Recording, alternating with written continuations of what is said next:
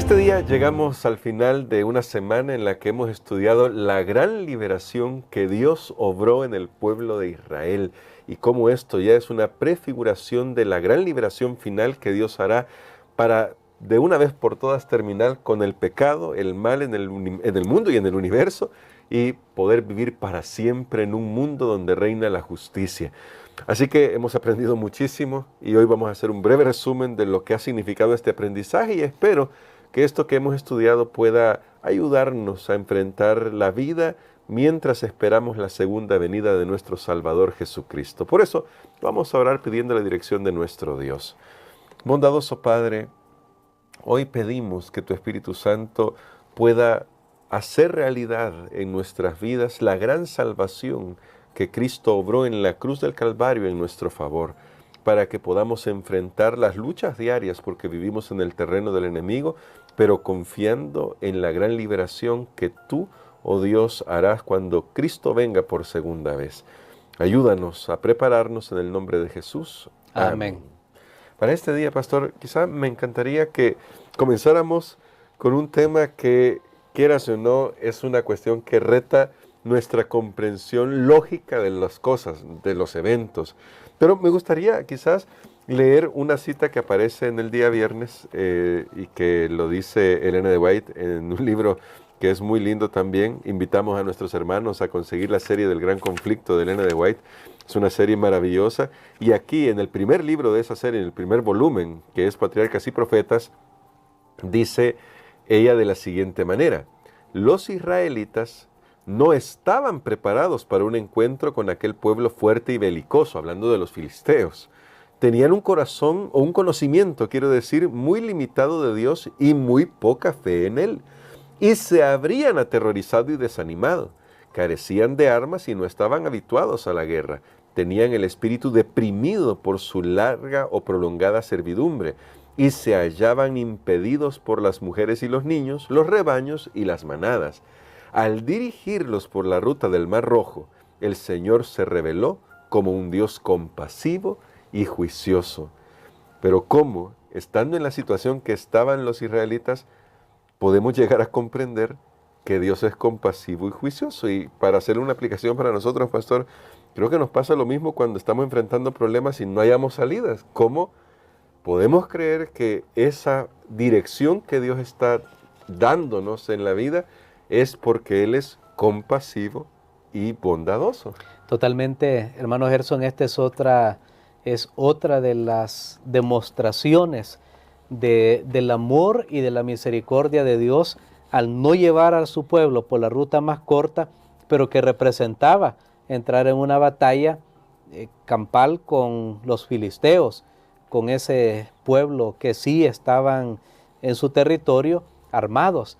Así que yo creo que ahí lo podemos ver. Mencioné otra evidencia de la misericordia de Dios, por ejemplo, cuando no destruye a todos los varones egipcios, sino solo al primogénito, sí, mientras que el faraón había destruido a todos los niños que estaban naciendo.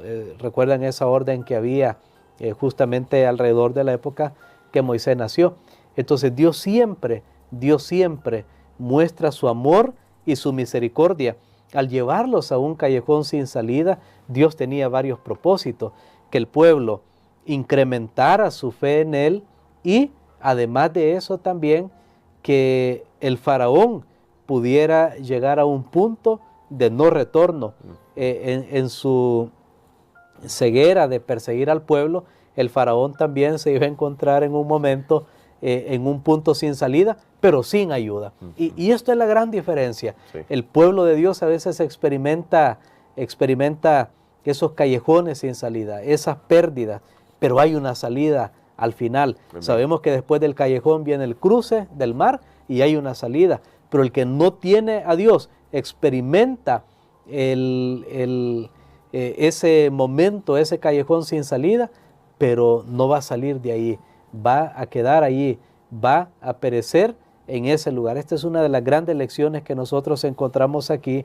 Sin embargo, también quiero decirles que en medio de esos callejones sin salida, Dios los permite para que nosotros podamos romper con hábitos, con vicios que hemos adquirido en Egipto. Recordemos que el pueblo de Israel venía de una larga esclavitud. De hecho, esta misma cita que leemos dice, su espíritu estaba deprimido. Sí. Y no solamente su espíritu deprimido, estaban contaminados de costumbres, palabras, dioses, prácticas que se hacían en Egipto. Ellos necesitaban ser desintoxicados. Y literalmente Dios ve esto como una manera de desintoxicación, pero que Dios sabe al final la provisión que Él tiene. Amén. Por eso creo que nuestra gran preocupación en la vida no debe ser realmente tener todo lo que necesitamos o cómo vamos, o tener un plan, cómo vamos a hacer algo. Creo que nuestra gran preocupación y primera preocupación en la vida debe ser estar en el plan de Dios, Amén. estar en las manos de Dios, confiar en Dios, entregar mi vida a Él. Eso no va a eliminar el dolor ni el sufrimiento, porque si usted a mí me pregunta si he pasado pruebas y sufrimiento, yo las he pasado al igual que todo el mundo. Y no se trata de comparar la de quién han sido mayores o menores, porque cada uno que pasa por una prueba, pues para él esa es la prueba, porque incluso cuando uno va al hospital, los médicos hablan de un umbral del dolor. Hay personas que literalmente sin anestesia le están haciendo algo y logran soportarlo bien, y algunos tal vez un pellizcón ya nos saca lágrimas. Entonces, pero hay un umbral de dolor, como llaman los médicos. Creo que emocionalmente, espiritualmente también no todos tenemos la misma capacidad. Así que la prueba que usted está pasando, esa es la prueba más grande, Sí. Esa es la prueba más terrible. Puede ser que para otro esa prueba sea nada. Puede ser que sí, su prueba sea superior. Pero el punto aquí es, hermano Gerson, que hay una salida.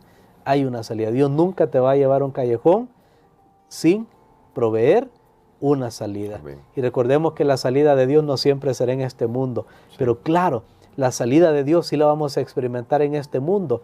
Cuando aprendemos a confiar en Él, cuando alguien está en la cama de un hospital y aún así alaba el nombre de Dios y dice, yo sé que mi Redentor vive y que al fin me levantará del polvo. Amén. Esa persona ya ganó la victoria. Esa persona cruzó el Mar Rojo, aunque murió, pero espiritualmente cruzó el Mar Rojo. Y creo que de eso se trata esta lección. Amén, sin duda alguna, y podemos confiar en eso, y eso es lo que debe llenar nuestro corazón.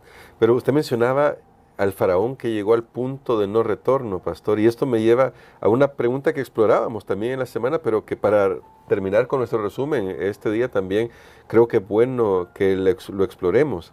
¿Por qué Faraón, después de ver todas las señales, incluso de experimentar el juicio directo de Dios sobre su propia familia, se obstina tanto? ¿Y qué nos dice? Que va a perseguir al pueblo de Israel. ¿Y qué nos dice esto sobre el gran peligro del pecado y lo terrible de la naturaleza del pecado? Faraón creo que llegó tristemente a ese punto de no retorno, lo que la Biblia llama en el Nuevo Testamento el pecado o la blasfemia contra el Espíritu Santo, donde ya una persona no escucha más la voz de Dios, se ha obstinado tanto, se ha encerrado en sí mismo tanto, que nada, ni aún lo que Dios haga, le hará cambiar de opinión. Creo que el faraón, tanto llevado por sus autoengaños, llevado por sus creencias en sus dioses, llevado por su orgulloso corazón, por su soberbia. Recuerden lo que dice la Biblia, creo que este texto no lo hemos mencionado cuando hemos hablado del faraón todos estos días, pero la Biblia dice, antes de la caída está la soberbia, sí, está la altivez de espíritu. Siempre que usted vea a una persona soberbia que no da su brazo a torcer, ahí vendrá la caída. Se lo aseguro, no porque yo lo digo, claro, sino porque lo dice la palabra de Dios. Porque el faraón luchó contra Dios, peleó contra Dios, pero perdió, no pudo vencer. Yo me imagino que Satanás mismo lo alentaba. Él pensaba, bueno, me voy a levantar de esta, me voy a levantar de esta. Incluso cuando él dejó salir al pueblo, cuando uno estudia bien el texto, estaba leyendo eso, no fue por un gran interés que claro, él tenía o su propia voluntad. En realidad, más bien, los que lo rodeaban al final lo presionaron. Mire, están muriendo los primogénitos. ¿Quién sigue? ¿Quién es el que sigue? y seguimos todos nosotros, y ahí lo forzaron. Y aún así él dice, vayan y díganle a Dios que me bendiga, y todo, pero eso no venía del corazón, simplemente era un deseo de escapar de la circunstancia de ese momento. Faraón representa tristemente a esos que se obstinan contra Dios, pero representa también, hermano Gerson, a lo que sucede cuando nosotros nos aferramos al pecado, cuando no escuchamos a Dios que nos habla. Afortunadamente Dios dice a la iglesia de la Odisea, yo reprendo y disciplino a los que amo, sé pues celoso y arrepiéntete.